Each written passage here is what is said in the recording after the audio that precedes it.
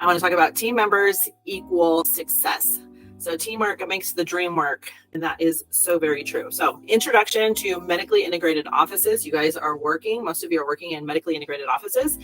And our office's aim is to provide comprehensive healthcare by integrating medical services with other allied health services like physical therapy, chiropractic care, nutrition counseling, so much more. There's so many different variations of integrated practices. Some of you have med spas within yours. What this is doing is leading to better patient outcomes and satisfaction. And so the role of staff in patient care are various roles. Each of your organizations could be front desk, which is often the first point of contact, could be marketing, also as a first point of contact for the office, going out and making the services known, from case managers to medical providers to the doctors of chiropractic who are providing the direct patient care, and administrative personnel who handle the billing and the scheduling. Every staff member, regardless of their roles, plays a vital part in delivering high quality care. And it's really important to spend some time together as teams. You hear me say this over and over, and I highly encourage that everybody put time in their daily routine to work together as teams by drilling and role playing, going over scripting, going over standard operating procedures.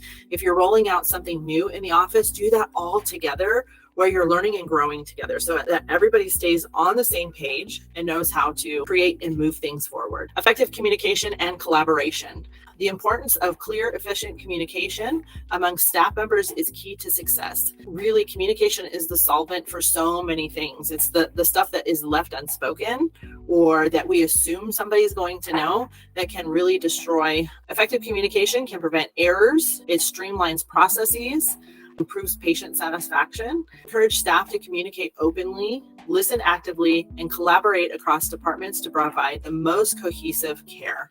It's really important too, if you don't have your core values set up, make sure that your core values are up and understood by every team member in the organization. One of ours was open, honest communication, trust, and respect. So we need to work on communication at every opportunity that we can through staff communication forums, team meetings, morning huddles, team trainings. I have something called a NIST form, which means here's the need, here's the information about the need, and here's the solution on how that's going to be handled. Keeping in mind, staff meetings are a great place to communicate. Managers meetings, just with managers and the owners, and then marketing meetings. It's important to have a coordination point for these different things in the office. It's just like I tell people who, if you watch sports, I was an athletic trainer, so I always use sports as an example. And all the players go out on the field, they huddle up because they're going to call a play. And so that lets every team member know where they're running on the field and who's going to be expecting the ball. It's the same thing that needs to happen with our offices. If we're not coordinating in the morning time or throughout the day during these designated times, then things don't run as smoothly as possible. Now, it's really, really important also to know that there are coordination points. There's prep time, there's production time, and then there's personal time. Production time is when you're communicating with the patients, you're delivering great service. Other time is when you're communicating with each other as team members to get these things lined out. Okay, so don't mix your prep time with your production time. Keep your production time all about the show. And what I mean by that is I worked at Disneyland, and we're not called employees, we're called cast members, and we're part of the show. So going to work is part of the show. Don't want to mess up the show by practicing our lines with each other or communicating when we should be creating an experience for our patients. Patient engagement and education. Goal of the staff member is engaging patients and promoting health literacy. Every single encounter that the patient comes in, it's important that staff take the time to educate patients on their conditions, treatment options, and preventative measures.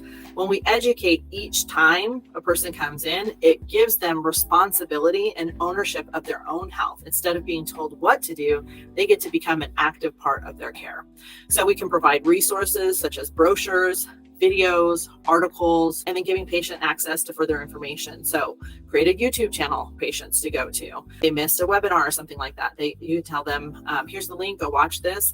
We had a TV running in our offices about different nutritional supplementations, any seminars that are going on, educational stuff that would help our patients become more active in their own healthcare process. And then always have brochures. These are great to hand out, not just to patients, but patients can take them to their friends and their family. So patient education and engagement is critical to the success of any organization. Quality improvement initiatives. is objective one is to introduce the concept of continuous quality improvement, and making sure you explain to your staff how this happens and how they can contribute to this process. Do this with your teams, have time set aside each week to make this happen. People want to know how they're doing. That's where kids, when they go to school, they get graded on a system A, B, C, D, E, or A, B, C, D, F.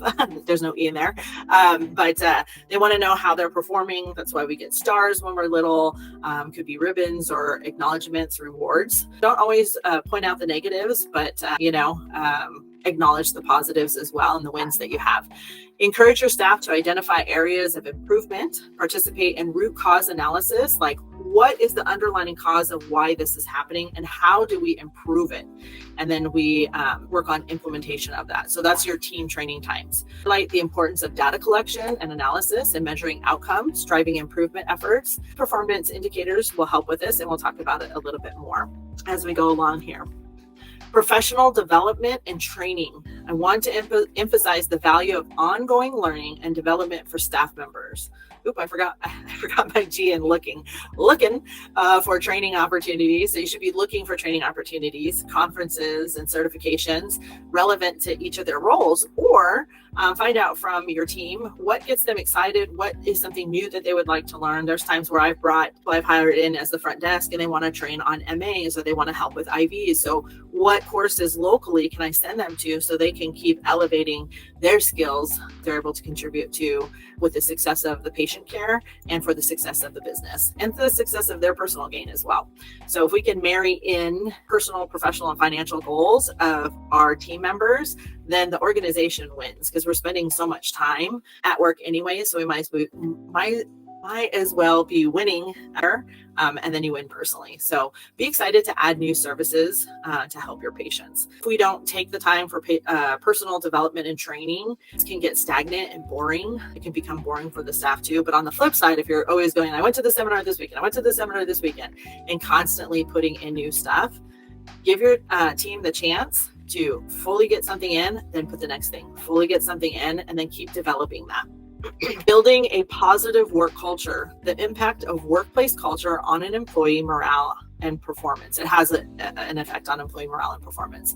I encourage leaders to foster a supportive and inclusive environment where staff feel valued, heard, and understood, which makes them feel empowered.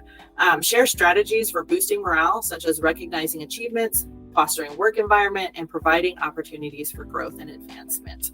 So the best is when you can stay with a company for as long as possible. It's you want to see sometimes career positions. So measuring success and setting goals. Guide staff members in setting SMART goals, which means specific, measurable, achievable, relevant, and time-bound.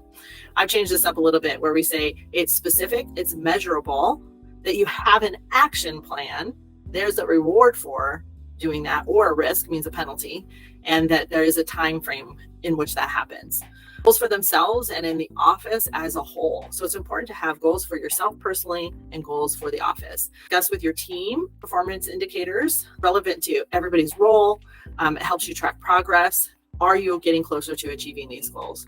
And then encourage staff to regularly review outcomes and adjust strategies as needed to be able to achieve success. Happen to be managing in an office, it's really important to be reviewing KPIs and seeing what is the health. We call those stats, right? Just like when you come in and provide medical appointments, you're checking somebody's blood pressure. They're using a pulse oximeter to measure oxygen saturation. You are looking at the vitals of how this person is operating. KPIs are the vitals of how your organization is operating. Right. So that's all I have for today.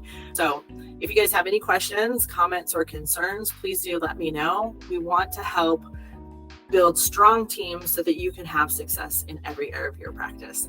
Look forward to seeing you next time.